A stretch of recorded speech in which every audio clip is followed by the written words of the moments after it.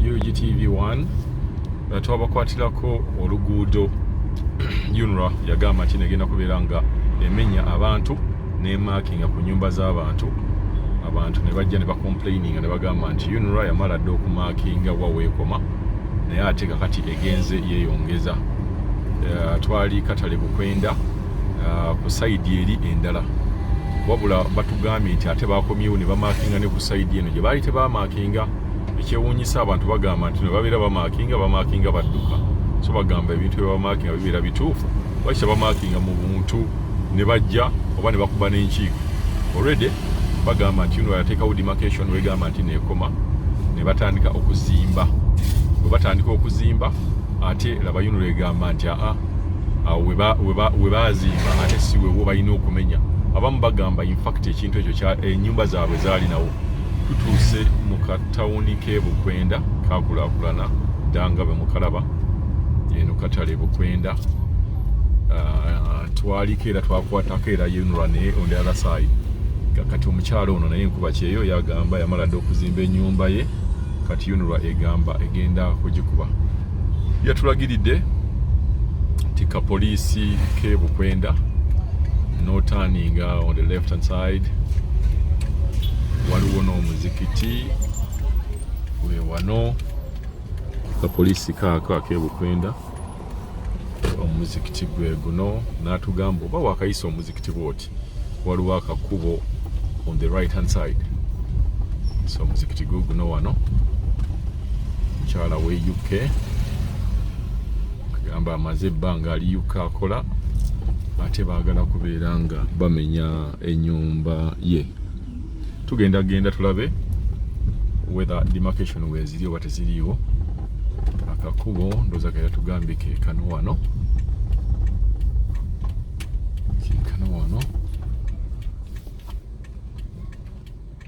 Here.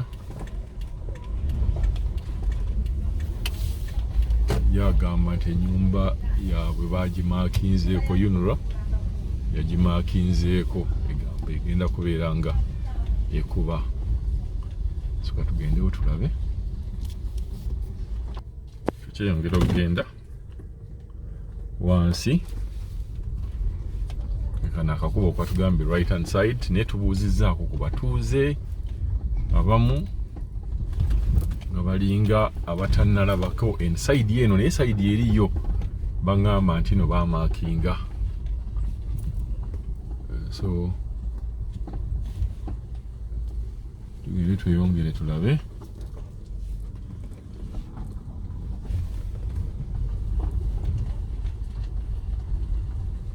Ekkubo erikkirira.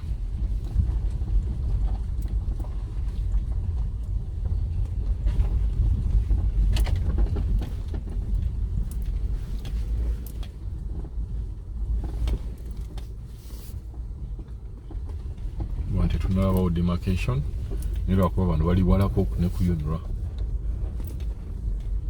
komye okutwaliza ewamu eno tetunalabayo demarcation yonna eraga nti bagenda kumenya. Tetunalabawo wano sayini yonna eraga nti bagenda kumenya. Katugende ku sayidi eri endala naye nga okusinziira ku ndagiriro gye babadde otuwadde yakugamba nti nno omuzikiti then first right. Olaba wano wonna tewali. So katugendeko ku sayidi eri endala tulabe oba tunalabawo. Tetunalabawo demarcation. Kati katugende tugendagenda wano ku ttaawo. Genda ku bridge eno. Chairman w'ekitundu kino bamuyita Mwami Kakonge. Ne bw'oba ogenze eno tulabe ku bridge eyo tulabe.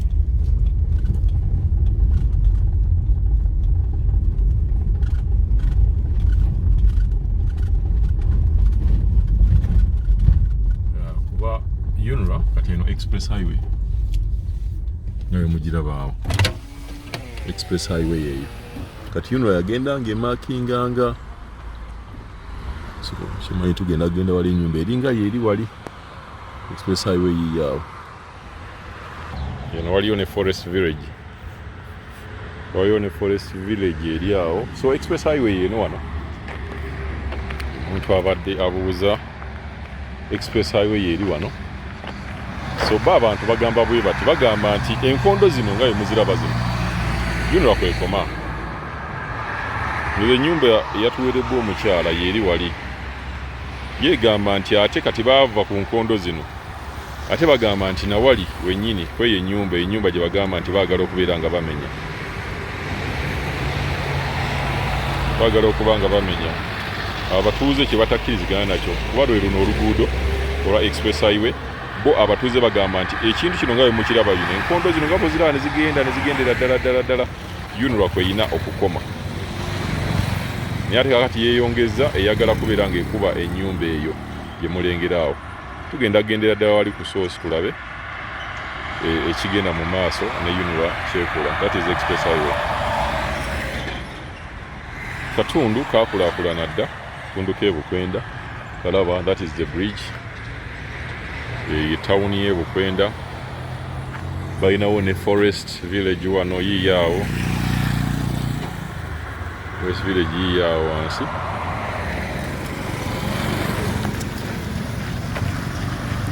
Then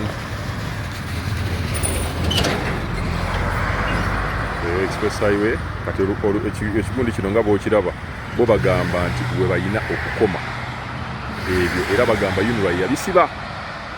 So beewuunya okubeera nga ate yunulwa eyasiba abantu bamaze okuzimba ate bagamba nti aye tugenda kuddamu tubamenye.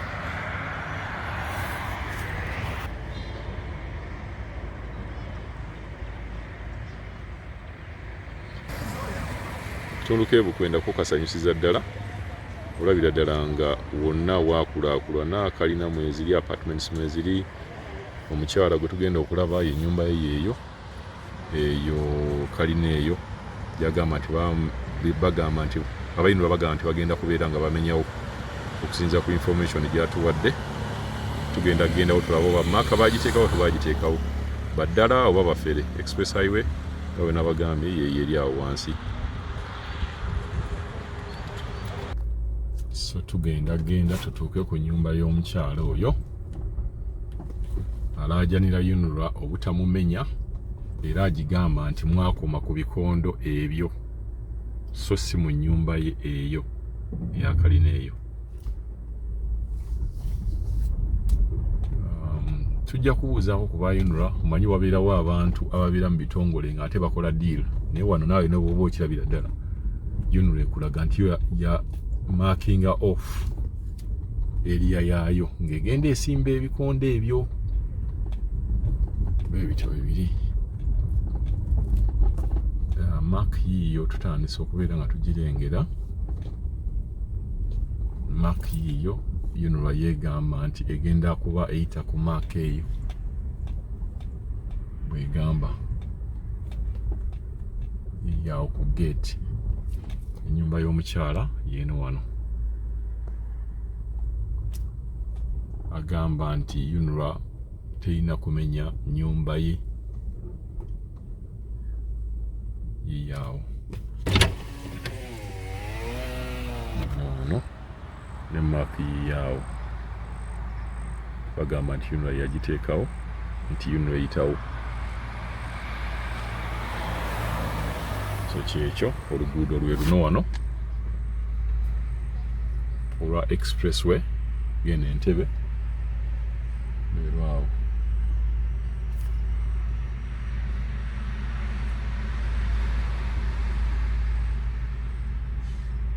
So omukyala yatumye okumulabira owantu ennyumba yo baba bagimakinga yeeyo yunulwa gyegamba okuba. Katweyongereyo ne wansi tulabe baba neighbor nabo baba makinze oba tebaba makinze.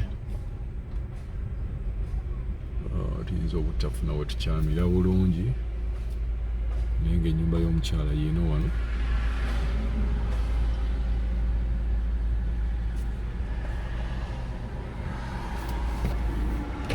Ennyumba yeeno wano ali mu finishing ali kumpi kugimaliriza naye nga bw'oba olaba like bo abantu kye bakomplainingako abatuuze ba wano nti balina kukoma ebikondo bino mubiraba nga ebiri bagamba bwe batyo balina kukoma naye si kujja kubamenyera nyumba zaabwe ze bamaze kuzimba nga zino. Akatundu ke tulimu bakayita Katale Bukwenda akakulemberwa mwami Kakonge oba Chairman Kakonge.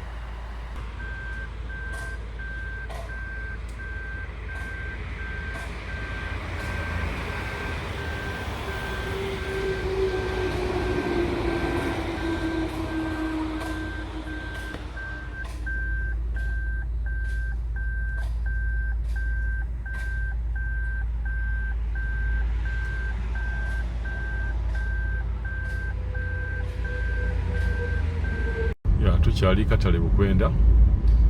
Twabuuzizzaako lwaki baataddewo bukondo ne bamaakinga ne balema kuteekawo ebikondo byennyini ebya UNRA.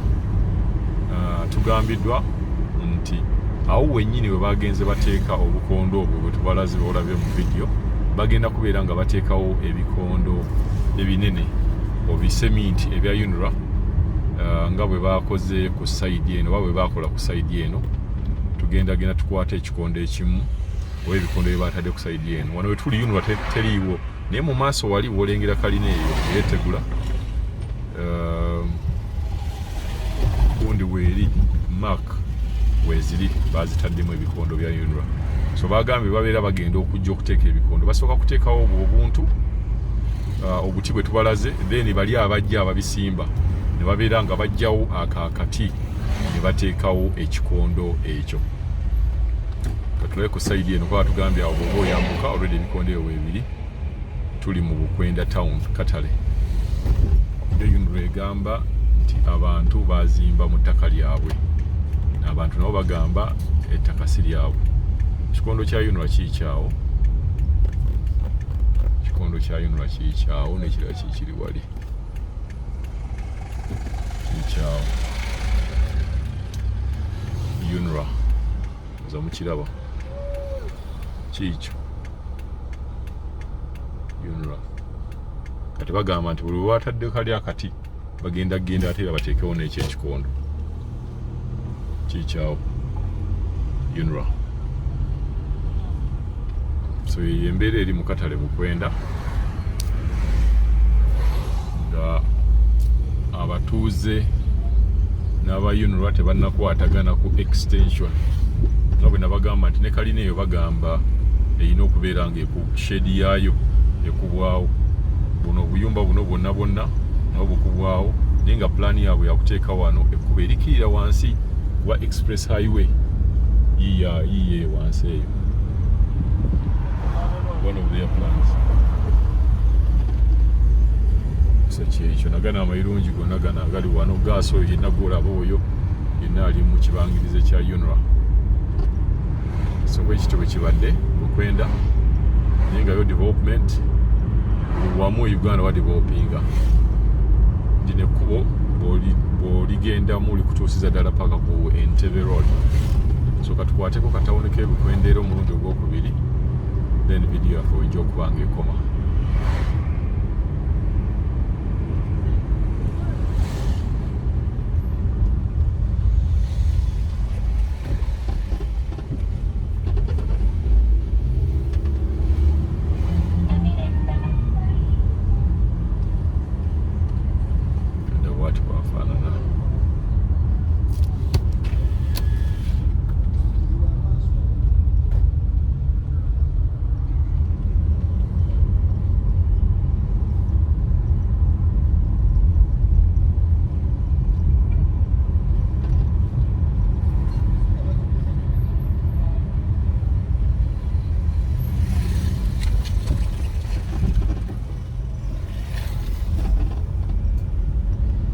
Iyo video ye Bukwenda ne UNRA n'abatuuze boogera